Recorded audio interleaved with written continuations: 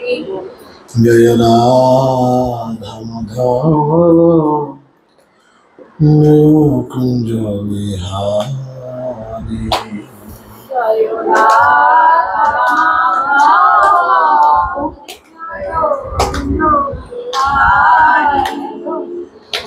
जय गोपी जन वल्लभ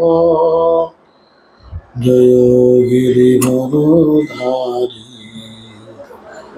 जय गोपी जन वल्लभ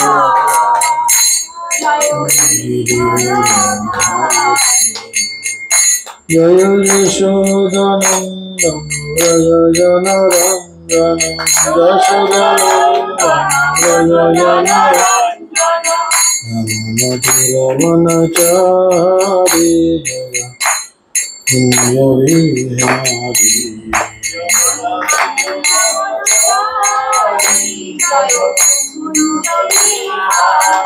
जय राधा माधव जय कुंज बिहारी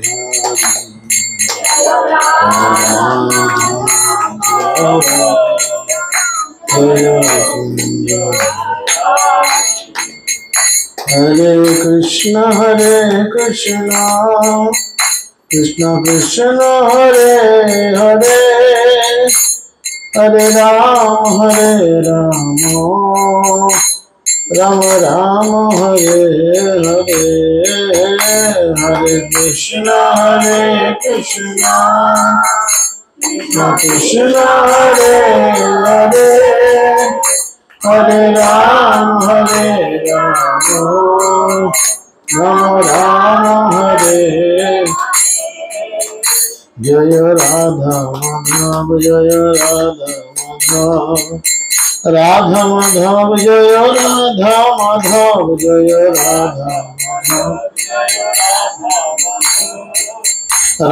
माधव जय राधा माधव जय गोविंदाय जय गौरनिताय पंचतत्व जय गौरनिताय जय पंचतत्व जय गौरनिताय जय प्रभुपाद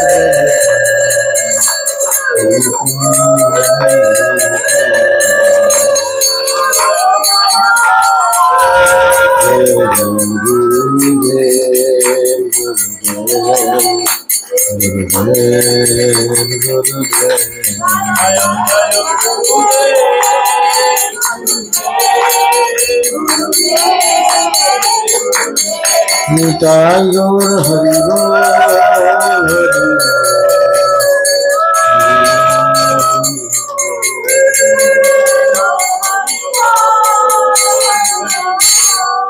निताय गौर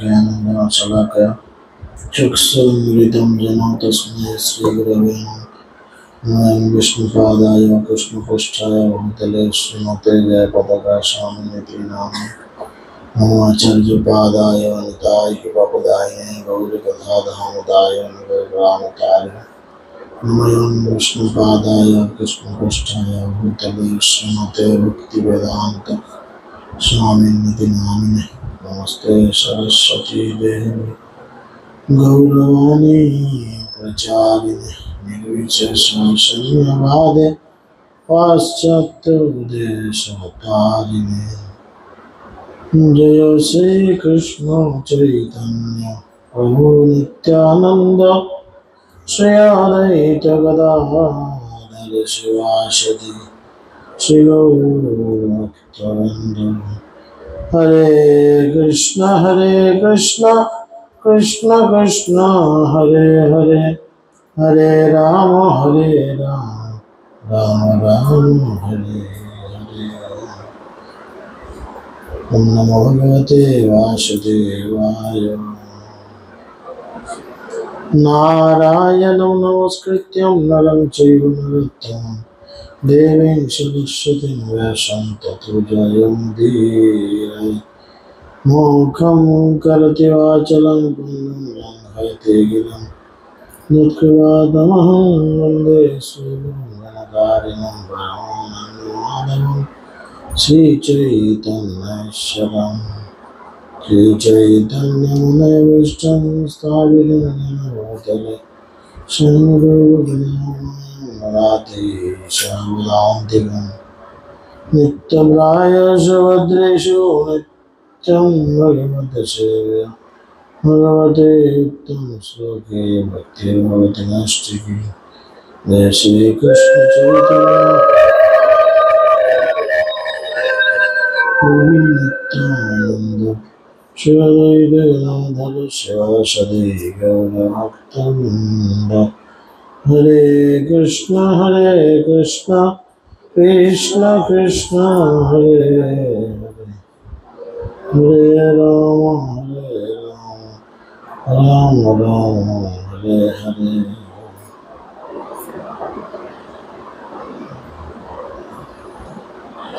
সকলকে বৈশাখ মাসের প্রীতি শুভেচ্ছা এবং অভিনন্দন। আপনারা সকলেই অবগত রয়েছেন যে বৈশাখ মাস খুব মহিমান্বিত মাস।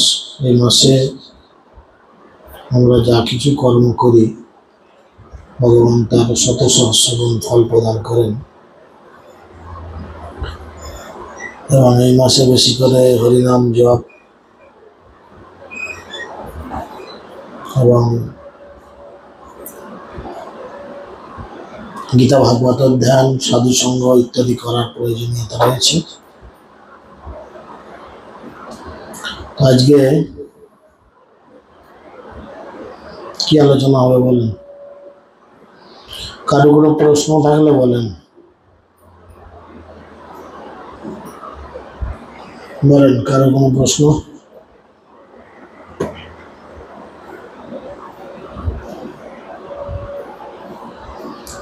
কারোর কোনো প্রশ্ন যদি না থাকে আমি প্রশ্ন করবো, তাহলে আপনারা উত্তর দেন। কোনটা করবেন দেখেন? আপনারা বলবেন আমি বক বক করবো, না আমি বলবো আপনারা উত্তর দেবেন? কি করবেন? প্রতিবার এসে আমি বলে যাই, আপনারা শোনেন, এবারে আপনারা প্রশ্ন করুন, আমি চেষ্টা করব উত্তর দেওয়ার, আর তার আমি করি আপনারা বলেন। এর আগের বারে যখন আপনাদের এখানে আসা হয়েছিল কি বিষয়ে আলোচনা হয়েছিল বলুন? কার মনে আছে? হাত তুলেন।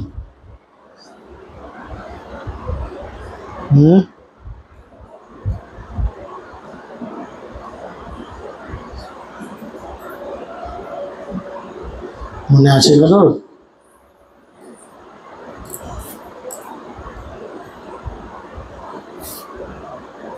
পরম বৈষ্ণবকে নিয়ে আলোচনা হয়েছিল। শিবরাত্রি পার বারে একটা কি করা উচিত শিবকে পরম বৈষ্ণব? সেটা তো সাইড আলোচনা ছিল, মূল আলোচনা কি হয়েছিল সে তো এখানে এলেই শিবের নিয়ে কিছু বলতে ইচ্ছা করে, মুখ সুরসুর করে, শিবজি রয়েছেন, ওনার গুণগান করতে ইচ্ছে করে।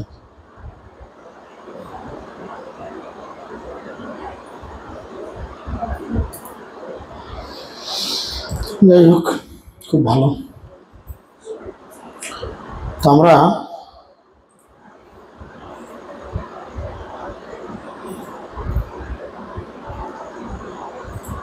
ভগবান কপিল দেব তার মা দেবতীর কাছে যে সকাম কর্ম অশুভ তার যে বর্ণনা করেছেন, সেই কথা আমরা আজকে একটু আলোচনা করার চেষ্টা করি। ভাগবতম ৩য় স্কন্ধ ৩০ নম্বর অধ্যায়, ভগবান কপিল দেব কর্তৃক অশুভ সকাম কর্মের বর্ণনা। কপিল দেব সকাম কর্মকে অশুভ বলছেন, তার বর্ণনা করছেন। কপিল উবাচ তস্য এতস্য জনন্যূনাম ন অয়ং বেদ উরুবিক্রমং কালম মানপি বলিন বায় ঈদ ঘন অবলি। পরমেশ্বর ভগবান বললেন, মেঘপুঞ্জ যেমন শক্তিশালী বায়ুর প্রভাব জানে না, ঠিক তেমনি জড় চেতনায় আচ্ছন্ন ব্যক্তি কালের অসীম বিক্রম জানতে পারে না, যার দ্বারা সে চালিত হয়। আকাশে যখন ঘন মেঘ জমে, কালো করে জমে, এই মেঘ বুঝতে পারে না যে হাওয়ার কতটা ক্ষমতা। হাওয়া ইচ্ছা করলেই তাকে এক্ষুনি তাড়িত করে অন্যত্র নিয়ে চলে যেতে পারে।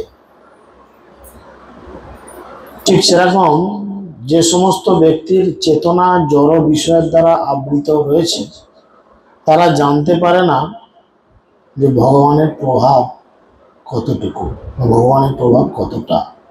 তথাকথিত সুখের জন্য জড়বাদীরা অত্যন্ত কষ্ট স্বীকার করে। যেসব প্রয়োজনীয় বস্তু উপার্জন করে, কালরূপে পরমেশ্বর ভগবান তা সবই বিনাশ করে দেন, এবং সেই জন্য বদ্ধজীবেরা শোক করে। বদ্ধজীবেরা জড়জাগতিক সুখের জন্য কি করে দেখুন, এখন চারিদিকে তাকিয়ে দেখেন, শুধু ধান চাপা, তাই না? যেখানেই যাবেন শুধু ধান চাপা, ধান চাপা। বাঁচার জন্য, পেট চালানোর জন্য, সংসার চালানোর জন্য, সন্তানাদি প্রতিপালনের জন্য জড়জগতের মানুষ কি করেছে না, এইসব জড় বস্তুকে আরোহণ করার চিন্তা করছে। আর ভগবান একদিন সব কিছু বিনাশ করে দিচ্ছে। কিভাবে কিভাবে বলেন তো? আপনি 50 বিঘে জমি বড় চাষ করেছেন, মিনিকিট ধান, বিশাল দাম, অনেক টাকা, প্রচুর ধান আপনি আপনার খামারেও তুলেছেন, মড়াইও বেঁধেছেন। ভগবান হঠাৎ করে সব শেষ করে দিল। কিভাবে? আপনাকে মেরে দিল। যা, মড়াইয়ের ধান মড়াইতেই রয়ে গেল, বিক্রি আর আপনি করে বিক্রি টাকা হাতে পেলেন না, আপনি খালি হাতে এসেছেন। কিভাবে ফিরে যাবেন? খালি হাতেই ফিরে যাবেন। সেই জন্য বলছে তারা প্রয়োজনীয় বস্তু উপার্জন করার জন্য অত্যন্ত কষ্ট স্বীকার করে। এখন মানুষের দেখুন, রোদের যা জোর, সারাদিনে যে সমস্ত মানুষরা মাঠে খাটাখাটি করছে, সত্যি কি কষ্ট। হ্যাঁ, রাস্তাঘাটে 10টা 11টা বাজলে একটা কুকুর বিড়াল পর্যন্ত বেরোচ্ছে না, এত গরমের তেজ। কিন্তু দুটো পয়সার জন্য বা সংসার প্রতিপালনের জন্য মাঠের মধ্যে গাছপালা অর্ধেক আছে কি নেই তার ঠিক নেই, জল লিমিটেড, বেশি জল খেলে জল শেষ হয়ে যাবে, আবার বাড়িতে আসতে হবে জল নিতে, বা কাছাকাছি নিয়ারেস্ট কোথাও কল পেলে সেখানে ছুটতে হবে। এই কষ্ট স্বীকার করেও তাদের এই কাজ করতে হচ্ছে। তাই বদ্ধজীবেরা কি করেন, আবার কখনো কখনো ধরুন এত কিছু রোজগার চলছে, হঠাৎ কাল থেকে হয়তো বৃষ্টি আরম্ভ হয়ে গেল, রসগোল্লা ছাঁকা করে নিয়ে আসতে হবে, তখন শোক করবে। এত টাকা খরচা করে চাষবাস করলাম, সব নষ্ট হয়ে গেল। পথভ্রষ্ট জড়বাদী ব্যক্তি জানে না যে তার দেহটি অনিত্য এবং তার দেহের সঙ্গে সম্পর্কিত গৃহ, ক্ষেত্র, সম্পদ সব কিছু বস্তু হচ্ছে অনিত্য। সেই জন্যই ভক্তিবিনোদ ঠাকুর কীর্তনে বলছেন যে জীবন অনিত্য জানহ সার, তাতে নানাবিধ বিপদ ভার। বুঝেছেন? এই জীবন অনিত্য, আজ আছে কাল নেই, এক্ষুনি আছে তো পরক্ষণেই নেই, কোনো গ্যারান্টি নেই। তাতে নানাবিধ বিপদ ভার। একে তো অনিত্য জীবন, তার উপর বিপদের শেষ নেই। বুঝেছেন? তো এই বিপদ থেকে কি করে বাঁচা যাবে না, সচ্চিদানন্দ ভক্তিবিনোদ ঠাকুর কীর্তনের তার পরবর্তী লাইনে বলছেন, নাম আশ্রয় করি যতনে তুমি থাকো আপন কাজে।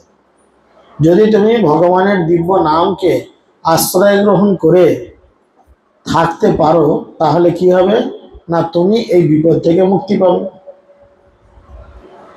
তাই তার দেহের সঙ্গে সম্পর্কিত গৃহ, ক্ষেত্র, সম্পদ সবকিছু যে অনিত্য, তা তিনি বলেছেন অজ্ঞানতাবশত সে সব কিছুকে নিত্য বলে মনে করে। সে মনে করে আমার বাড়ি ঘর দুয়ার সারা জীবন থাকবে, টাকা পয়সা বা যাদের সঙ্গে সম্পর্কিত এগুলো নাকি সারা জীবন থাকবে। সে বুঝে উঠতে পারে না যে মৃত্যুর পরে এগুলো কোনো জিনিসই আমার সঙ্গে যাবে না।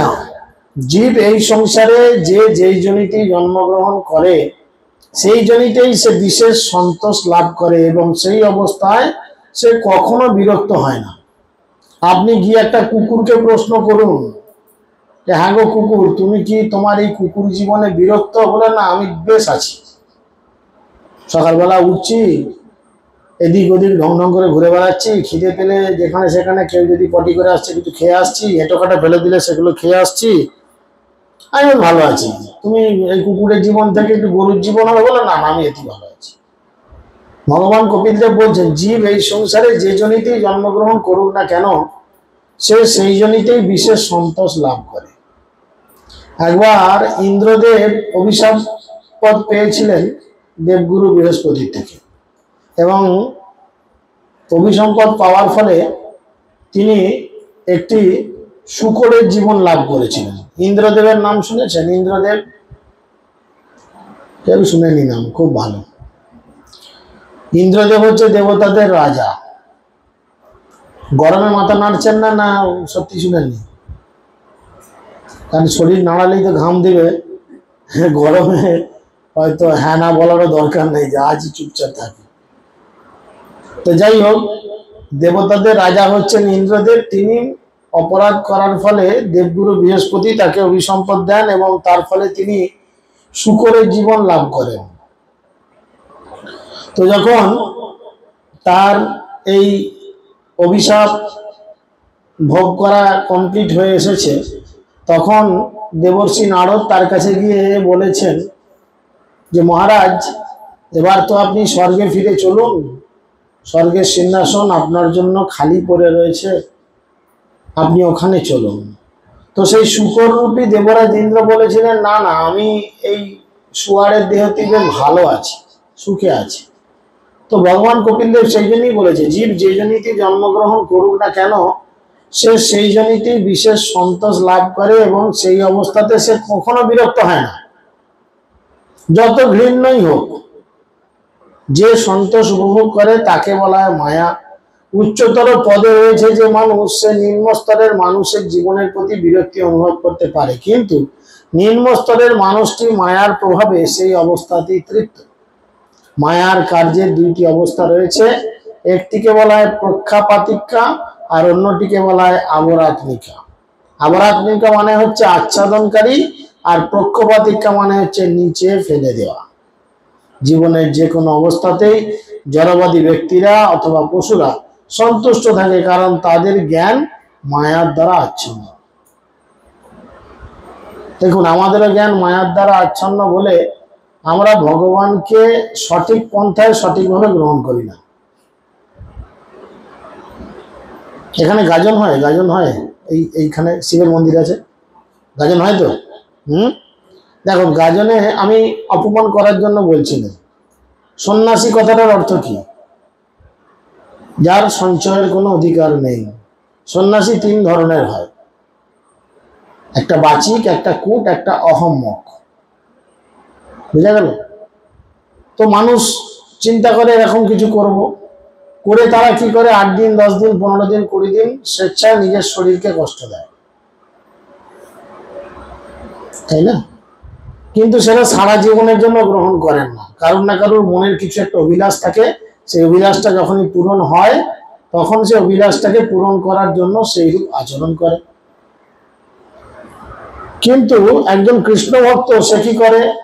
কায় মনো বাক্যে ভগবানকে গ্রহণ করে। তো সেই জন্য জীবনের নিম্ন স্তরে নিম্ন চেতনার বিকাশ এতই কম যে সে বুঝতে পারে না যে সুখী না দুঃখী। মানুষ সুখ দুঃখ ভোগ করতে করতে তার চেতনা এমন একটা জায়গায় পৌঁছে গেছে, সে বুঝতে পারে না যে সে সত্যি সুখী না দুঃখী। নিজেদের বিচার করে দেখুন, সত্যি আপনারা সুখী না দুঃখী? মানে ভোগ করতে করতে এমন জায়গায় চলে গেছে, দুঃখটাকেও মনে করবে সে সুখ, বেশ আছে, লাঠি খাচ্ছি, ঝাঁটা খাচ্ছি, ইত্যাদি আচরণ পাচ্ছি, নোংরা ব্যবহার পাচ্ছি, তা তো আমি বেশ ভালোই আছি, ছেলে পুলে বউ ঘর দুয়ার ইত্যাদি নিয়ে বেশ সুখে আছি, তাই না? বলছে এইটিকে বলা হচ্ছে আবরাত্মিকা। আর বিষ্টাবুজি শূকর নিজেকে সুখী বলে মনে করে। শূকর কি খায়? বিষ্টা অর্থাৎ গু খায়। গু কি খাওয়ার জিনিস? কিন্তু শূকর খেয়ে হেভি আনন্দ পায়, একদম জিভ চেটে চেটে খায়, দারুণ জিনিস খেলাম। এবার বলেন, যিনি উচ্চতর টেস্ট পেয়েছেন জীবনের, উচ্চতর টেস্ট অর্থাৎ খুব উন্নত মানুষ, সে তো জানে এটা নোংরা জিনিস, এটা খেয়ে কোনোদিন শরীর মন হৃদয়ে কিছু ভালো থাকে না। ভালো লোগিত করলে গাছ ভালো হবে, খারাপ লোগিত করলে গাছে খারাপ ফল ধরবে। তাহলে এটা কোনো একটা মানুষের বর্জ্য পদার্থ যেটা বার করে মানুষ ফেলে দিচ্ছে, নোংরা জিনিস, সেটা সে খাচ্ছে, সেটা সে পরমানন্দে খাচ্ছে। তাহলে সেই শুকর বোঝে না যে এটি নোংরা জিনিস, বাজে জিনিস, সে আনন্দে খায়। তাকে জিজ্ঞেস করো তুমি কেমন আছো, বলে হেভি আছি, এই এলাকার লোক পায়খানা ঘরে যায় না, সব মাঠে যায়, আমার খাবারের অভাব নেই বলবে। সেই জন্য বলছে, সে মনে করে যদি উচ্চতর ব্যক্তি দেখতে পায় একটি শুকর হচ্ছে বিষ্ঠাভোজী এবং সেই জীবনটি কতটা ঘৃণ্য, বলেন কতটা ঘৃণ্য জীবন, যে বিশেষ জনিতে বদ্ধজীব রয়েছে তাতেই সে সন্তুষ্ট থাকে, মায়ার আবরণের প্রভাবের দ্বারা বিমোহিত হয়ে নরকে থাকলেও তার সেই শরীরকে সে ত্যাগ করতে চায় না, কারণ সেই নারকীয় অবস্থাকেই সে সুখকর বলে মনে করে। কোনো একটা ভালো খারাপ কাজ করার ফলে দেখা গেল এই জীবনে তার একটা হাত বা একটা পা জন্ম থেকেই বাদ চলে গেছে। এরকম মানুষ জন্মায় না, হাত বা পা নেই, বা বিকলাঙ্গ শরীরের কোনো একটা অঙ্গ গন্ডগোল, হ্যাঁ, সে দেখবে খুঁড়িয়ে খুঁড়িয়ে দিব্যি যাচ্ছে, লোকের দোকানে বিড়ি চেয়ে খাচ্ছে, এক গ্লাস মদ চেয়ে খাচ্ছে, জীব হত্যা করে চালাচ্ছি। সে চিন্তা করছে না যে আজকে আরো 5টা মানুষের মতো আমি কেন হইনি, কেন না কোনো না কোনো ক্ষেত্রে, কোনো না কোনো জীবনে আমার এমন কেন অপরাধ ছিল, যে অপরাধের ফলে আজকে আমি এই ধরনের শরীর ভোগ করতে বাধ্য হয়েছি, কিন্তু সে বলে আমি দিব্যি আছি। আর যে যা নিজের দিকে তাকিয়ে দেখো। আর যদি মানুষ বুঝে যেত, সে তো এক মুহূর্তেই সময় নষ্ট করতো না, সেই এক মুহূর্তেই সময় নষ্ট করতো না, কারণ সে জানে সময়ের দাম কোটি কোটি টাকা দিয়েও চোখানো যায় না, তাই না? সে বুঝতে পারে না, সে সেই অবস্থাকে সুখকর বলে। এবং কি বলছে, দেহ, স্ত্রী, পুত্র, গৃহ, পশু, ধন, বন্ধু প্রভৃতির প্রতি গভীর আসক্তির ফলে জীব তার জড়জাগতিক জীবনে এই প্রকার সন্তোষ অনুভব করে। এই প্রকার সঙ্গের প্রভাবে বদ্ধ জীব নিজেকে কৃতার্থ বলে মনে করে। সন্তানকে প্রতিপালন করেছে, ছেলেকে পড়িয়েছে, মেয়ের খুব ভালো একটা ফ্যামিলিতে বিয়ে দিয়েছে, ছেলেকে ডাক্তার, ইঞ্জিনিয়ার, প্রফেসর করেছে, একটা 2তলা 4তলা 5তলা বিল্ডিং বানিয়েছে, একটা দামি গাড়ি কিনেছে, ব্যাংকে কোটি কোটি টাকা ব্যালেন্স করেছে, জীবনে সব করেছে, বলছে আমি হচ্ছি একজন সফল পুরুষ, সফল বাবা, সফল স্বামী, সফল দাদা, সফল অমুক তুসুক ইত্যাদি ইত্যাদি। মৃত্যুর পরে যমরাজ প্রশ্ন করবে, তুমি সব করেছো, গাড়ি বাড়ি ছেলে মানুষ সব করেছো, কিন্তু যেটা করার জন্য গেলে সেটা কি করেছো? বলেন, তেলটাকে একটু কম গরম করে তখন গায়ে ঢালবে, যে না মেয়েটার ভালো বংশে বিয়ে দিয়েছে, বেশ আভিজাত্যপূর্ণ ফ্যামিলি, যে আপনি একটা 10তলা বিল্ডিং বানিয়েছেন, কয়েক কোটি টাকার একটা গাড়ি রেখেছেন, ব্যাংকে কোটি কোটি টাকা জমিয়েছেন, বলবে তুমি জগতে কিসের জন্য গেলে? না কৃষ্ণ ভজনা করার জন্যই জগতে তুমি এসেছো, তাই না? কিন্তু আমরা নিজেরা সে কাজ করি না, যার ফলে কি হয়, এরম অবস্থা হয়। মানব জীবনের এই তথাকথিত পূর্ণতা মন গড়া মাত্র। তাই বলা হয় যে জড়বাদীদের জড়গুণের যতই গুণবান বলে মনে করা হোক না কেন, প্রকৃতপক্ষে তাদের কোনো গুণই নেই, কারণ তারা কেবল মনোরথে বিচরণ করছে, যা তাদের পুনরায় অনিত্য জড়জাগতিক অস্তিত্বে অধঃপতিত করবে। তুমি এই কাজগুলো করে কি হবে, আবার দ্বিতীয়বার, তৃতীয়বার, চতুর্থবার, পঞ্চমবার, বারবার তোমাকে কি করতে হবে? মাতৃ জঠরে শয়ন করতে হবে, তাই না? তোমাকে মায়ের পেটে বারবার আসতে হবে, এবং সেটা তুমি মানুষ মাও পেতে পারো, গরু, ছাগল, কুকুর, বিড়াল, টিকটিকি, গিরগিটি, বাঘ, সিংহ, 84 লক্ষ জনি রয়েছে, কোনো না কোনো মা পেতে পারো। তাহলে এটা কি তোমার জন্য সুখকর বা বুদ্ধিমানের কাজ? এক হাতে কর্ম করো, আর এক হাতে ধর্ম করো, কিন্তু আমরা ধর্মর নাম করে কর্ম করছি, আর ধর্মকে জলে বিসর্জন দিয়ে মনে করছি কর্মটাই জীবনের শ্রেষ্ঠ। তাই না? এই প্রকার মানুষ পুনরায় জড়জাগতিক জীবন অধপতিত হতে বাধ্য। তথাকথিত সমাজ, বন্ধুত্ব এবং ভালোবাসার সংসর্গের ফলে বদ্ধজীব আপাত দৃষ্টিতে সম্পূর্ণরূপে সন্তুষ্ট বলে মনে হয়। উৎকণ্ঠায় সর্বক্ষণ দগ্ধ হওয়া সত্ত্বেও এই প্রকার মূর্খরা তাদের তথাকথিত কুটুম্বদের ভরণ পোষণের জন্য দুর্দশাগ্রস্ত হয়ে সর্বদা নানা রকম পাপ কার্যে লিপ্ত হয়। নিজেরা স্বামী স্ত্রী খেতে জুটছে না, কত কষ্ট যা হোক করে মেয়ের বিয়ে দিয়েছে, এখন জামাই আসবে মানে সকালে একটা ডিম সেদ্ধ দিতেই হবে, নাহলে জামাই থাকবে না, কিন্তু ঘর ছেড়ে দিয়ে পালাবে। গরিবই হও বড় লোক হও, সে ছাড়বে না। আবার যতদিন না বড় লাজ ছোট লাজ কিছু খাওয়াচ্ছেন জামাইকে, ততদিন বুঝবে না যে আমাকে শ্বশুর মশাই বলছে বাড়ি চলে যাও। মাংস না হলে জামাই বুঝবে যে আমাকে ঘর যেতে বলছে। তাহলে চিন্তা করো কত কঠিন পরিশ্রম করে সে এই সমস্ত আত্মীয় পরিজনকে কন্ট্রোল করার জন্য সারাদিন কত পরিশ্রম করে। শাস্ত্রে বলছে বিশাল সাম্রাজ্য চালানোর থেকে একটি ক্ষুদ্র পরিবারের ভরণ পোষণ করা খুব কঠিন। বিশেষ করে এখনকার দিনে যখন কলিযুগের প্রভাব এত প্রবল হয়ে উঠেছে যে মায়ার পরিবার স্বীকার করার ফলে সকলেই সর্বদা বিচলিত এবং উৎকণ্ঠায় পূর্ণ। যে পরিবারের ভরণ পোষণ আমরা করি তা মায়ার দ্বারা সৃষ্ট এবং তা কৃষ্ণলোকের পরিবারের বিকৃত প্রতিফলন। কৃষ্ণলোকে পরিবার, বন্ধু, সমাজ, পিতামাতা সবকিছুই রয়েছে, কিন্তু সেগুলো হচ্ছে নিত্য। আপনি যদি আপনার স্বামীকে ভালোবাসেন, আপনি যদি আপনার স্ত্রীকে ভালোবাসেন, সন্তানকে ভালোবাসেন, বাবা মাকে ভালোবাসেন, আত্মীয় পরিবার বর্গ সকলকে ভালোবাসেন, তাহলে সেই সম্পর্কটা সারা জীবনের জন্য, জন্ম জন্মান্তরের জন্য রাখতে চান না এক জীবনের জন্য রাখতে চান? কি মনে হয়, এক জীবনের জন্য রাখা ভালো না জন্মে জন্মে সেই সম্পর্ক থাকা ভালো? চিন্তা করেন, খুব ভালো একটা স্বামী পেয়েছেন, সত্যি এরা মানুষ হয় না। কি মনে হয় জীবনটা থাক, পরের জীবনে একটা মাতাল জুটুক, সন্ধ্যেবেলা মদ খেয়ে দমে ঘুরালবো আর ছাটি করে, আবার পরের জীবনে একটা গুন্ডা জুটুক, দুনিয়ার লোককে মারবে ধরবে, আমারও কপালে বন্দুক ঠিক আছে মেরে দেবে। তারপরে জীবনে এরকম লোক ঠেকানো একটা স্বামী জুটুক যে মেরে গলায় দড়ি দিয়ে টাঙিয়ে দেবে। এরকম ভালো কপালে জুটবে না? সত্যি একটা আদর্শবান পুরুষ স্বামী হিসেবে রইল, আমি যদি মানুষ জীবন পাই এরকমই মানুষ যেন আমার স্বামী হয়। বুদ্ধিমান ব্যক্তি কি চাইবে? বা বুদ্ধিমান পুরুষ কি চাইবে? সত্যি আদর্শবান স্ত্রী থাক, না এই জীবনে একটা ভালো মেয়েকে স্ত্রী হিসেবে পেয়েছি, পরের জীবনে এমন একটা মেয়েকে বিবাহ করলাম সে আমাকে ছেড়ে 10টা পুরুষের সঙ্গে ছুটছে, সেরকম ভালো হবে? তা তো নয়। সবাই চাইবে সত্যি ভালোটা।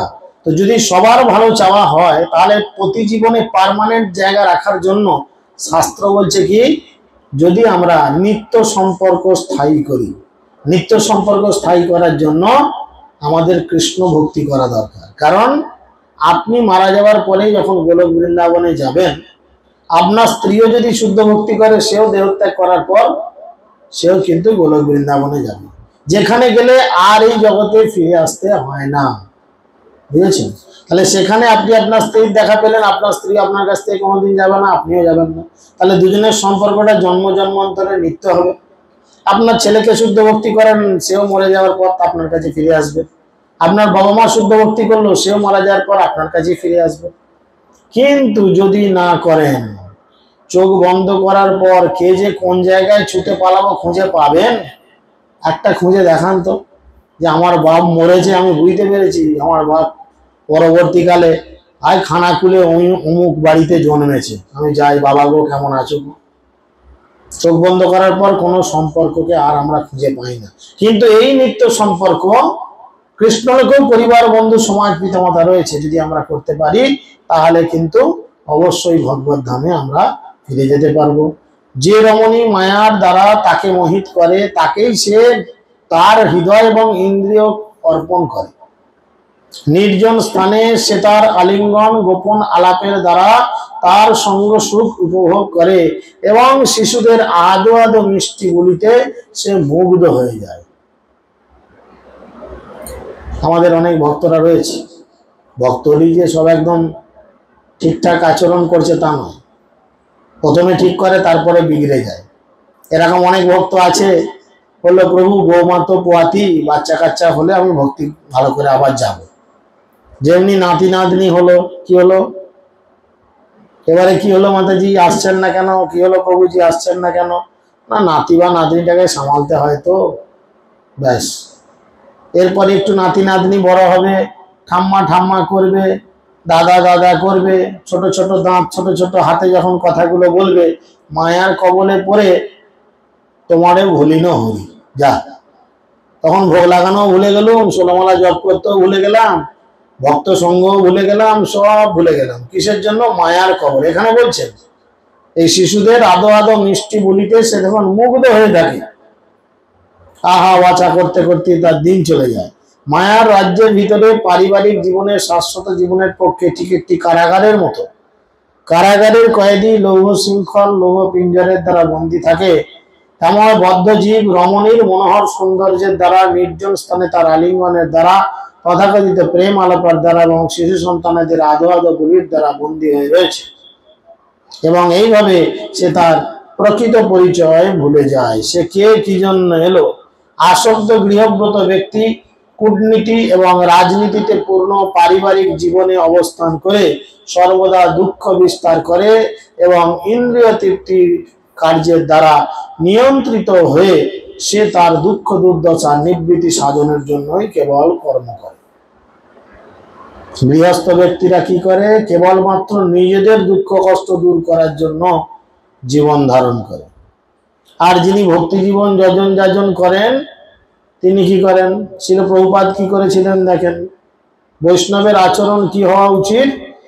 বৈষ্ণব স্বভাব এই তাড়িতে পামর, নিজ কার্য নাই তবু যান পরের ঘর। লোকজনকে এই জড়জগতের কষ্ট থেকে উদ্ধার করে ভগবানের সেই রাজ্যে ফিরিয়ে নিয়ে যাওয়ার জন্য বৈষ্ণব কি করে? গ্রামে গঞ্জে, শহরে নগরে, বাজারে, অলিতে গলিতে মানুষের কাছে গিয়ে জোরহাত করে বলে, তোমরা কৃষ্ণ নাম গ্রহণ করো আর এই জীবনেই ভগবত ধামে ফিরে চলো।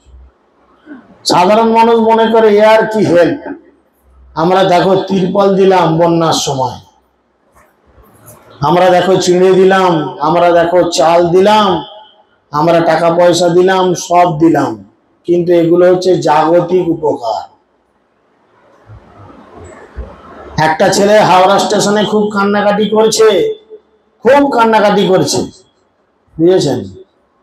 আপনি দুটো ক্যাডবেরিজ লজেন্স কিনে কি করলেন? সেই ছেলেটার হাতে দিলেন। ছেলেটা কতক্ষণ চুপ থাকবে? যতক্ষণ লজেন্স খাবে। যেমনি লজেন্স খাওয়া শেষ আবার কাঁদছে। অ্যাকচুয়ালি ছেলেটা বাবা মাকে হারিয়ে ফেলেছে, স্টেশনে পাগলের মতো ঘুরছে, মা কই বাবা কই খুঁজে পাচ্ছে না, কাঁদছে, আবার খিদেও লেগেছে।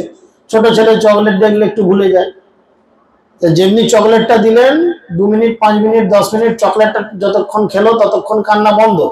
চকলেট যেমনি শেষ আবার মায়ের কথা বাবার কথা মনে পড়লো, আবার কাঁদছে। তো বুদ্ধিমান ব্যক্তির কাজ কি হবে? বারবার তাকে চকলেট দেওয়া, না ছেলেটাকে নিয়ে গিয়ে তার বাবার কাছে বা মায়ের কাছে পৌঁছে দেওয়া? আপনারা বলেন তো। এটাও জ্ঞান নাই আপনাদের? কি মনে হয়? তাহলে চিন্তা করে দেখান আপনাদের চেতনার কত বড় অভাব। একটা কিছু মনে করবেন না, আমি একটু রাফসাফ কথা বলি। একটা কুকুরের চেতনা আছে কিন্তু আপনাদের সে চেতনা নেই।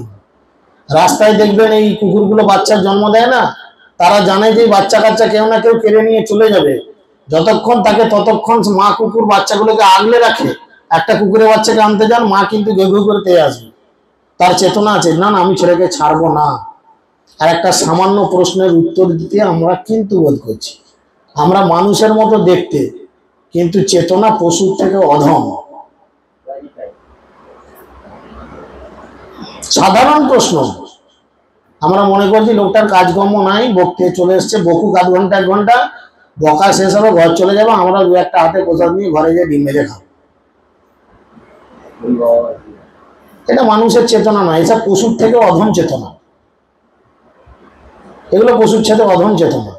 যে ছেলেটি প্ল্যাটফর্মে কান্নাকাটি করছে, বারবার চকলেট দেওয়াতে সে যতটা না খুশি হবে, আনন্দ হবে, তাকে নিয়ে বাপ মায়ের কাছে পৌঁছে দিলে তার থেকে বেশি আনন্দ হবে। কারণ ছেলেটি জানে আমি যদি আমার মায়ের কাছে বা বাবার কাছে পৌঁছে যাই তাহলে আমার আর জীবনে কোনো কষ্ট থাকবে না। এরকম অনেক চকলেট আমি সারাদিনে যখন খুশি মায়ের কাছে বাবার কাছে পেতে পারি। ঠিক সেরকম আমরা কৃষ্ণর কাছ থেকে আমাদের খারাপ ভালো কর্মের জন্য ছিটকে এসেছি। ছিটকে আসার জন্য কৃষ্ণ আমাদের সংসার নামক দুঃখ কষ্ট জ্বালা যন্ত্রণা দিচ্ছে। আর সেই জ্বালা যন্ত্রণায় পেশা হতে হতে জ্বলতে জ্বলতে জ্বলতে জ্বলতে আমাদের চেতনাকেও জ্বালিয়ে দিয়েছি, যে আমরা ভগবানের কাছে ফিরে যাওয়ার জন্য কোনো প্রচেষ্টাই করছি না। আমরা ভাবছি আমরা যেটা করছি এটাই ঠিক। এত জ্ঞানপাপী হয়ে গেছে, আমরা ভাবছি আমরা যেটা করছি এটাই ঠিক। একটু শাস্ত্র পড়ে দেখেন, শাস্ত্র কি বলছে। গীতার দুটো পাতা উল্টিয়ে দেখেন, ভগবান আপনাদের জন্য কত বড় বড় লম্বা চওড়া ডায়লগ মেরে গেছে। সেই জন্য বলছেন এই দুঃখ দুর্দশা নিবৃত্তি সাধনে সে কোনোদিন সমর্থ হয় না। সে মনে করে আমি এই অবস্থাতেই বেশ আছি। ছাগলের দোকানে যখন ছাগলকে কেটে ছাল চামড়া ছাড়িয়ে দিয়ে ঝোলানো হয় পেছন দিকে একটা শিক লাগিয়ে দিয়ে, আর গেটের বাইরে দেখবেন দু তিনটে ছাগল ওই কাঁঠাল পাতা বট পাতা ঝুলিয়ে দেয় দোকানদার, চবাং চবাং করে চিবায়, আর পাশের ছাগলটাকে জিজ্ঞেস করে ও গায়ে কি মাখতে বলতে, কি চামড়াটা কি সুন্দর সাদা চকচক করছে। এই মাথা মোটা ছাগলটার এইটা চেতনা নাই যে ওটা গায়ে মাখার কেস নয় বাবা, ওর ছাল চামড়া ছাড়িয়ে তাতে একটু জল মাখিয়ে দিয়েছে আর লাইট পড়ছে বলে চকচক করছে। কিছুক্ষণ পর আমারও, এটা কোন দেশের প্রাণী, মাথা ফাতা নাই। ছাগলটা কাটা হয়ে গেলে মাথাটা তো তার সঙ্গে ঝুলায় না। ঝোলায় কি? ঝোলায় না, মাথা বাদে বাকি ফিগারটা ঝোলে। আর বাইরে দু তিনটে ছাগল প্রশ্ন করছে একে অপর কাছে, মাথাটা কোথায় গেল, এটা কি জন্তু? তারা ভাবে না যে আমাদেরও একদিন এই অবস্থা হবে। তাই আমরাও খুব চেতনা নিয়ে থাকতে হবে, বুঝতে হবে। হরিনাম করজীব বাকি সব মিছে, পালাইবার পথ নাই জম আছে পিছে। যত করবে চালাকি পরে বুঝবে জ্বালা কি। যত নিজেকে এখন চালাক বলে মনে করবে তত বুঝবে পরে গিয়ে জ্বালাটা কি। অতএব চালাকি না করে শাস্ত্রের কথা মতো জীবন যাপন করো। হরিনাম করো সদাই, হরি বিনা বন্ধু নাই, বন্ধু নাই, বন্ধু নাই। বুঝেছে? সেই জন্য তিনি বলছেন যে ইতস্তত হিংসা আচরণ করে ধন সম্পদ অর্জন করে, এবং যদিও তার পরিবারের ভরণ পোষণের জন্য সেটা করে, কিন্তু সে নিজে কেবল সেই অর্থের দ্বারা কোনো খাদ্যের স্বল্প মাত্র অংশই আহার করে, এবং এইভাবে যাদের জন্য সে অন্যায়ভাবে ধন সংগ্রহ করেছিল তাদের জন্যই সে নরকগামী হয়। বলেন, এই ভাগবতমের পঞ্চম স্কন্ধে বলছে এরকম অনেক শাশুড়ি তো আছে মাংস খাই না, কিন্তু জামাই এলে রান্না করে দিতে হয়। বাবা আমি খাই না বাবা, জানো তো, কিন্তু জামাই মেয়ে তো খায়, ওদের একটু রেঁধে দিতে হয়। জামাই আমার এত লক্ষ্মী শোনা যে বলে শাশুড়ির হাতে ছাড়া আমি খাবো না, শাশুড়ি আমার কি সুন্দর রাঁধে। শাস্ত্র বলছে ভাগবতমের পঞ্চম স্কন্ধে 26 নম্বর অধ্যায় বলছে, গায়ের লোমগুলো দাঁড় করিয়ে দেবে সেই অধ্যায় শুনলে, নরকের বর্ণনা। সেখানে বলছে যে কেবলমাত্র নিজের কুটুম্বদের ভরণ পোষণের জন্য নিরীহ প্রাণীকে যারা কষ্ট দিয়ে হত্যা করে রন্ধন করে লোকের মুখের সামনে তোলে, তাদের কুম্ভীপাক নরকে অনন্ত কোটি বৎসর কষ্ট দেয়া হয়। কুম্ভীপাক নরক মানে জানেন? সবাই জানেন, সবাই নিশ্চয়ই বাড়িতে কুমড়ি তেলে ভাজা ফুলুরি চপ ছেঁকেছেন, ভেজেছেন তো নিশ্চয়ই, না এটাও করেননি? প্রতিদিনই ভাজে। তাহলে একবার নিজের আঙুলটা ডুবিয়ে দেখবেন, দেখ কেমন লাগে। গোটা ফিগারটা যখন ডুববে তাহলে কেমন চলবে। কি না শুধু এইটার জন্য ভাগবতম খোলেন, গল্প কথা নয়, ভয় দেখানো কথা নয়, শাস্ত্র কথা।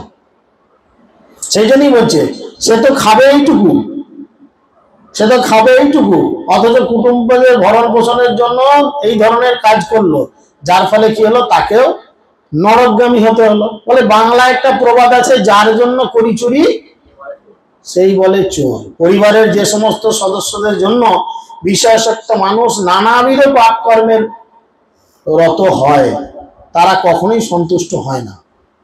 বাল্মীকির ইতিহাস জানেন তো, দস্যু রত্নাকর ছিল প্রথম জীবনে নাম। তার কাজ কি ছিল? রাস্তায় মানুষকে ঘিরতো, ধরতো, মারতো, চুরি ডাকাতি নোংরা কাজ ইত্যাদি সব করতো, পাপ কর্ম করতো।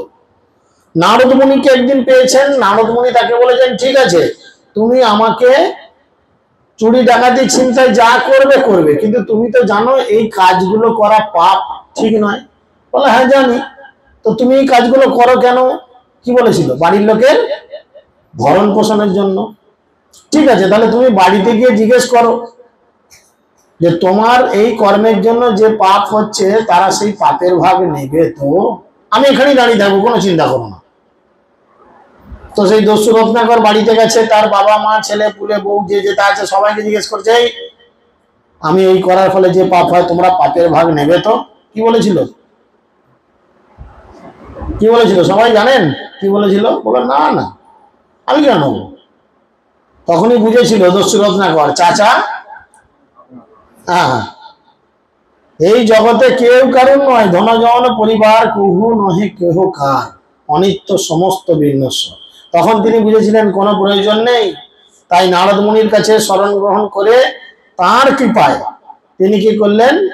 ভাগবতকে রিয়েলাইজেশন করলেন, করে তিনি রামায়ণকে রচনা করলেন। অথচ পূর্বজীবন পূর্বাশ্রমে তার কত খারাপ কাজ ছিল তিনি বুঝলেন, বুঝে যখন সরে আসলেন ভগবান তাকে কৃপা করলেন। সেই জন্য মোহের বশে বিষয়াসক্ত মানুষ পরিবারের এই সমস্ত সদস্যদের সেবা করে এবং তাদের সেবা করার ফলে তাকে জীবনে নারকীয় অবস্থায় প্রবেশ করতে হয়। যেমন একটি চোর তার পরিবারের ভরণ পোষণের জন্য চুরি করে, সে যখন ধরা পড়ে তখন কারাগারে দণ্ডভোগ কে করে? সে করে না, তার গোটা ফ্যামিলি করে। বলে বাবা তুমি 2 বছর কারাগারে ভোগ করেছো, তারপরে ছেলে কি বলে বাবা আমি 4 বছর ভোগ করে আসবো। বউ কি বলে যে তুমি 2 বছর এসো, তারপর আমি 2 বছর যাবো। তুমি 2 বছর গেছো, আমি 2 বছর অন্য একটা ছেলেকে বিয়ে করে পালিয়ে যাবো, যা ঝামেলা চুকে যাবে। করবে কিনা? তাহলে আমরা এই মানব জীবনে পড়ে প্রত্যহ প্রতিদিন ছোট বড় কোনো না কোনো ভুল, কোনো না কোনো পাপ করছি। পাপ মানে শাস্ত্র নির্দেশিত নেই এরম কর্ম করছি। তার ফলে কি হচ্ছে? ব্যাংকের টাকা সুদে বাড়ার মতো পাপও বাড়ছে। আর কথাতে আছে পাপ তার বাপ কেউ ছাড়বে না, বুঝেছেন? এই জন্য বারবার বলছেন জড় অস্তিত্বের এবং জড়জাগতিক সমাজ বন্ধু প্রেমের এটাই হচ্ছে সার মর্ম। পরিবারের প্রতি আসক্ত ব্যক্তি তার পরিবারের ভরণ পোষণের জন্য সর্বদা চলে বলে কৌশলে কোন ধন সংগ্রহের চেষ্টায় ব্যস্ত থাকে। সে নিজে কিন্তু এই প্রকার পাপ কর্ম ব্যতীত যতটুকু ভোগ করতে পারত তার থেকে বেশি কিছু ভোগ করতে পারে না। বারবার সেই ধরনের কর্ম করতে করতে নরকগামী হতে বাধ্য হয়। যখন তার জীবিকায় সে ব্যর্থ হয় তখন সে বারবার অবস্থার উন্নতির চেষ্টা করে। এতদিন দোকানে শুধু চাল তেল ইত্যাদি মুদিখানার মাল রেখে দেখছি লাভ হচ্ছে, কিন্তু ঘরের ছেলেটা এখন বাইরে ইঞ্জিনিয়ারিং পড়তে গেছে, মেয়েটা এখন কলেজে পড়ে, আর জিনিসপত্রের দাম বেড়েছে, মুদিখানাটা চালিয়ে ঠিক পারছি না। ধীরে ধীরে পাপ বাড়বে কিরকম দেখুন। এবার মুদিখানার একটা ফ্রিজ এনেছি, ফ্রিজেতে রেখে দেবো সেই সব জিনিস যেগুলো রাত্রিরে ছেলেরা ডেকে নিয়ে গিয়ে খাবে, মদ, ব্যাস সলিড ব্যবসা, সলিড পয়সা। বেশিরভাগ গ্রামের দিকে দোকানই দেখুন, সবার কথা বলছি না, বেশিরভাগ গ্রামের দিকে দোকানে কিন্তু এরকম টালমাটাল ব্যবসা চলে। কেননা সে পাপ করতে বাধ্য হয় বলছে, কিন্তু তার সমস্ত চেষ্টায় যখন সে ব্যর্থ হয় এবং বিনষ্ট হয় তখন সে অত্যধিক লাভের কারণে অন্যের ধন সংগ্রহ করবার জন্য পাপ আচরণ করতে বাধ্য হয়। যখন সেই দুর্ভাগা আর পরিবারের সদস্যদের ভরণ পোষণে অক্ষম হয়ে হতশ্রী হয় তখন সে ব্যর্থতার কথা চিন্তা করে দীর্ঘ নিঃশ্বাস ফেলে শোক করে। জীবনের শেষ সময়ে গিয়ে ব্যর্থ হয়ে বলে, তোর জন্য আমি কত কি করলাম, তুই কি ফিরে দিলি? যা, জীবনের অন্তিমে শেষ হলো। কিন্তু ভগবান বলছেন দেখুন, ভগবান তার প্রতি কর্মে যদি কেউ তিলার্ধেকও করে ভগবান তার জন্য তাকে বিশাল কিছু রিটার্ন দেন। গীতাতে ভগবান 2য় অধ্যায়ে 40 নম্বর শ্লোকে বলছেন, স্বল্পস্য ধর্মস্য ত্রায়তে মহত ভয়াত। স্বল্পস্য মানে অল্প থেকেও কম। যদি কেউ আমার প্রতি খুব সামান্য ভক্তিও করে তাহলে আমি তাকে মহাভয় থেকে রক্ষা করি। মানুষের জীবনে সব থেকে ভয় কি? মৃত্যু ভয়। মরে যাবো, মৃত্যু ভয় হচ্ছে সব থেকে বড় ভয়। ভগবান বলছে আমি তাকে সেই মৃত্যু ভয় থেকে রক্ষা করে তার হৃদয়ে এমন সাহস জন্ম দিই যে সে মৃত্যুটাকে ভয় বলে মনে করে না। বাবার কাছে যাবেন, কারুর ভয় হয়? মেয়েদের সব থেকে আনন্দের জায়গা কোথায়? বাপের বাড়ি। তাহলে বাবার কাছে যাবেন, সেখানে কি যেতে গেলে ভয় লাগে? ভয় লাগবে? বাপের বাড়ি গেলে ভয় লাগবে কারুর? তো আনন্দের জায়গা। সেরকম ভগবান বলছেন অহং সর্বজনী বীজ প্রদান পিতা, আমি হচ্ছি প্রতিটা জনিতে বীজ প্রদানকারী পিতা, মানে ভগবান হচ্ছেন সবার বাবা। তাহলে আমরা এমন কর্ম করব বাবার কাছে ফিরে যাবে, এতে ভয় কিসের?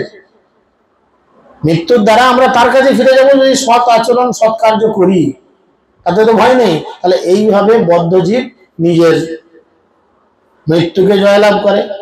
তাদের পালন পোষণে তাকে অসমর্থ দেখে তার তখন পত্নী এবং অন্যান্য আত্মীয়রা তাকে আর আগের মতো সম্মান করে না। ছেলে তখন বলবে সন্তান মানুষ করবার যোগ্যতা নাই তো আমাকে জন্ম দিয়েছিলে কেন? মুখের উপরে বলবে। একটা ভালো সোনার আংটি বা হার কিনে দিতে পারোনি তো বিয়ে করেছিলে কেন? তোমার থেকে কত ভালো ভালো ছেলের সম্বন্ধ আমার জন্য এসেছিল, কিন্তু আমার দুর্ভাগ্য তোমার সঙ্গে বিয়ে হয়েছে।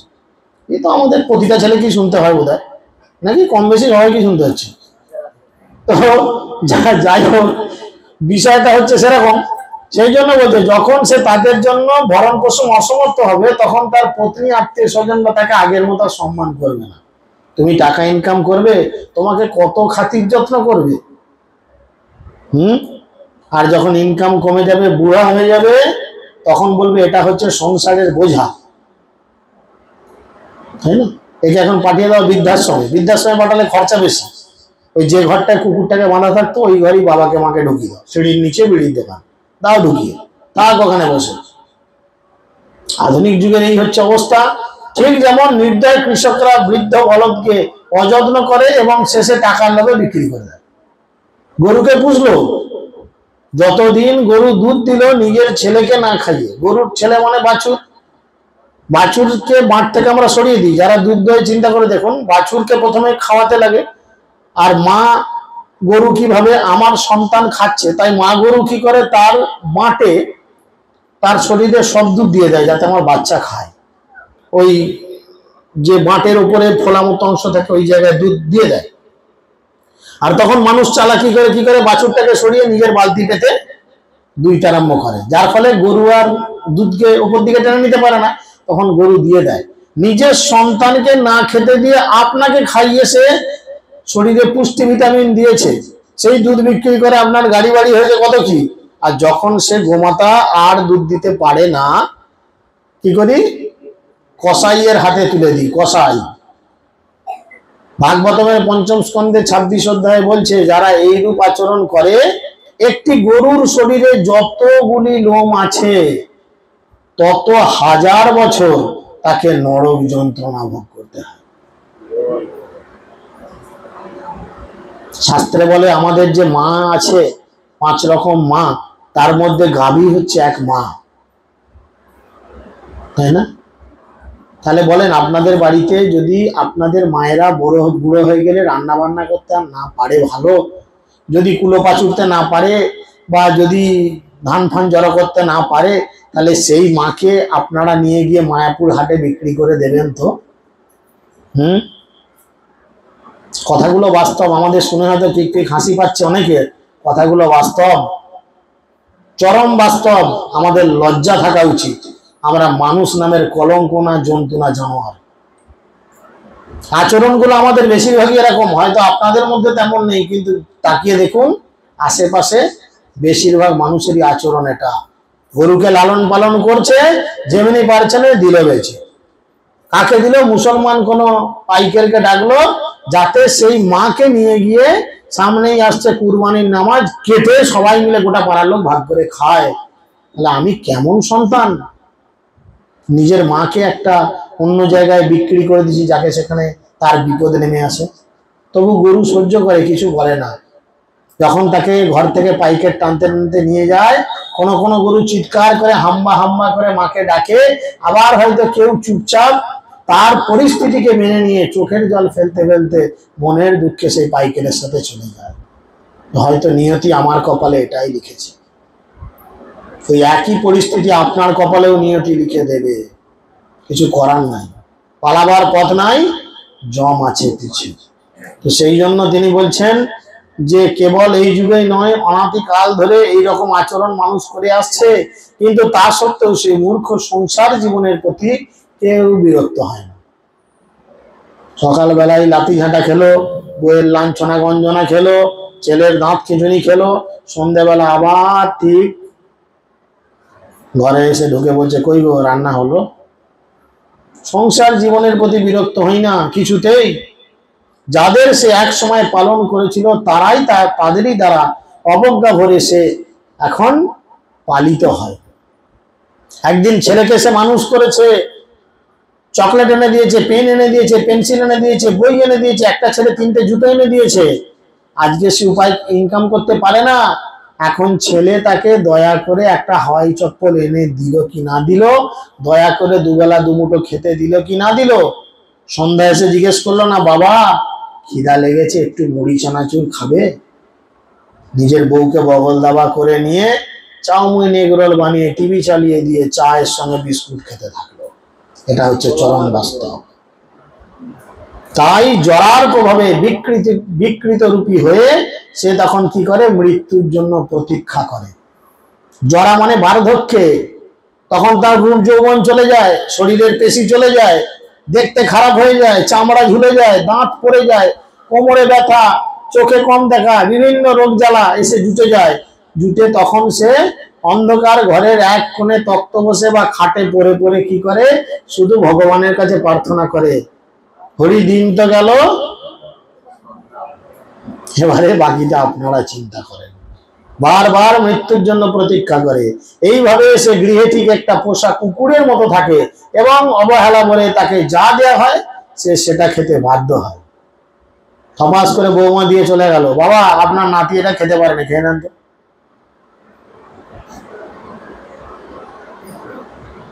অগ্নিমন্দ, অরুচি আদি নানা রকম রোগাগ্রস্ত হয়ে সে কেবল অল্প একটু আহার করে এবং অক্ষম হওয়ার ফলে কোন রকম সে কাজই আর করতে পারে না। যা হোক করে দুবেলা দুমুঠো এইটুকু খেলেই তার পেট ভরে যায়।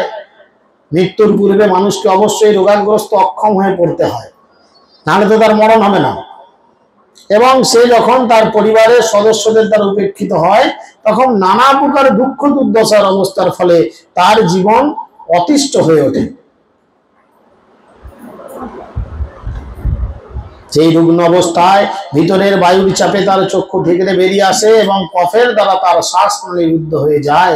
তার নিঃশ্বাস নিতে তখন খুব কষ্ট হয় এবং তার গলা দিয়ে তখন ঘুর ঘুর ঘুর ঘুর করে সর্দির শব্দ বেরোয়। বুড়ো মানুষ, কিছু করার নাই, এককালীন দমে বিড়ি ফুঁকেছে, এখন ফুসফুসটি উঠে গেছে, কেসে কেসে কেসে কেসে আলা বলেন। এইভাবে সে মৃত্যুশয্যায় শয়ন করে। তার আত্মীয় এবং বন্ধুরা তাকে ঘিরে তখন শোক করতে থাকে। যদিও সে তাদের সঙ্গে কথা বলতে চায় তবুও কাল পাশের পর বশবর্তী হয়ে তাদের সঙ্গে সে কোনো কথার উত্তর দিতে পারে না। হাসপাতাল বা নার্সিংহোমে শুয়ে থাকে তখন মৃত্যুর প্রতীক্ষা করার জন্য। মুখে একটা চাপা, নাকে একটা নল, হাতে একটা নল, শরীরের আরো অন্যান্য জায়গায় নল গোঁজা রয়েছে, হাত পাতগুলো হয়তো বাঁধা রয়েছে, ডাক্তার সিস্টার নাড়াতে বারণ করেছে, মুখে চাপা, কথা নাই। বন্ধু বান্ধব আত্মীয় স্বজন এসে জিজ্ঞেস করে আর দেখে, কথা বলার ইচ্ছা থাকলেও তখন তাদের সঙ্গে কোনো কথা বলার অবস্থায় থাকে না। এইভাবে অসংযত ইন্দ্রিয়ের দ্বারা কুটুম্বদের ভরণ পোষণে ব্যাপৃত ব্যক্তি তার আত্মীয় স্বজনদের এইভাবে ক্রন্দন করতে দেখে গভীর দুঃখে তার প্রাণ ত্যাগ করে। সে অসহ্য বেদনার অচেতন হয়ে অত্যন্ত করুণ অবস্থায় মৃত্যুবরণ করে। আর এই মৃত্যুর সময় যখন যেটা চিন্তা করে মরবে, ভগবান বলছেন সে সেই রূপ জীবন পাবে। অন্তকালে মামে চ শরণ মুক্ত কলে বরং, সুন্দর করে বলছে জীবনের অন্তিমে যে যেটা স্মরণ করে দেহত্যাগ করবে আমি তাকে সেটা দেবো। তাহলে সারা জীবন যে কুটুম্বদের ভরণ পোষণ করেছে, মরার সময় কার কথা চিন্তা হবে বলেন? ছোট ছোট বাচ্চারা দেখবেন সারাদিন যদি কার্টুন দেখে, ছোটা ভীম, হ্যাঁ, মোটু পাতলু দেখে, রাত্রিরে শুয়ে শুয়ে কিন্তু ওইগুলি বিড়বিড় করে, করে না? কেন করে না? যা দেখছে সারাদিন, যেটা করছে, রাত্রেবেলা ঘুমের ঘরে সেটাই মনে পড়ছে। তাই আপনি সারা জীবন যা করবেন, চিরতরে যখন আপনি ঘুমাতে যাবেন তখন সেগুলোই আপনার মনে পড়বে। তাই যদি ভগবানকে চিন্তা করেন, ভগবান বলছে তুমি আমার ধামে ফিরে আসবে। আর যদি তুমি অন্য কিছু চিন্তা করো, যা চিন্তা করবে তুমি সেই রূপ দেহ পাবে। তুমি তোমার সুন্দরী স্ত্রীর কথা চিন্তা করে দেহ ত্যাগ করবে, তুমি একটা মেয়ে ছেলের শরীর পাবে, সুন্দরী একটা শরীর পাবে। মানুষের নাও পেতে পারো, টিকটিকি কিরকিটি পেলে। যে বাড়িতে তোমার স্ত্রী আছে সে বাড়িতেই তুমি দেওয়ালে kit kit kit kit tick tick tick tick করলে। তুমি তোমার ভাষায় তোমার বউকে হয়তো জিজ্ঞেস করলে, কি গো কেমন আছো, কি দিয়ে ভাত খাচ্ছ, আমাকে একবার দাও না। তোমার ভাষা তো সে বুঝলো না, টিক টিক করলে সে ভাবলো কি এক্ষুনি আমার পাতে বোধহয় দেবে পটি করে। তারা তারা তারা তারা ঝাঁটা লাঠি যা থাকবে মেয়েরে দূর করে তাড়িয়ে দেবে। এই হচ্ছে জীবনের অবস্থা। মৃত্যুর সময় সক্রোধ নেত্রে ভয়ঙ্কর যমদূতদের সে কাছ থেকে আসতে দেখে এবং তখন মহাভয়ে মলমূত্র পরিত্যাগ করে। দেখবেন বেশিরভাগ মানুষ, সবাই নয়, বেশিরভাগ মানুষ মৃত্যুর পূর্বে মলমূত্র পরিত্যাগ করে। বলো ভালোই ছিল জানিস তো, কালকে রাতে খেলো, খেয়ে এবার বাথরুম গেল, বাথরুম থেকে আশা করি কি হলো জানিস?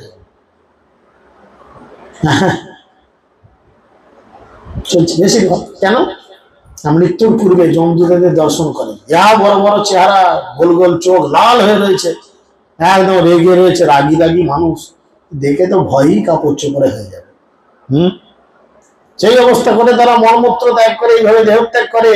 রাজ্যের পাহাড়দারেরা যেমন অপরাধীকে দণ্ড দেওয়ার জন্য গ্রেপ্তার করে, তেমনি যে ব্যক্তি অপরাধজনক ইন্দ্রিয় তৃপ্তির কার্যে যুক্ত ছিল তাকে যমদূতের একটি শক্ত দড়ি দিয়ে তার গলায় বাঁধে আর সূক্ষ্ম দেহকে আবৃত করে, যাতে তাকে কঠোর দণ্ড দেওয়া যায়, সেই জন্য যমলোকের পথে হিড় হিড় করে টানতে টানতে নিয়ে যায়।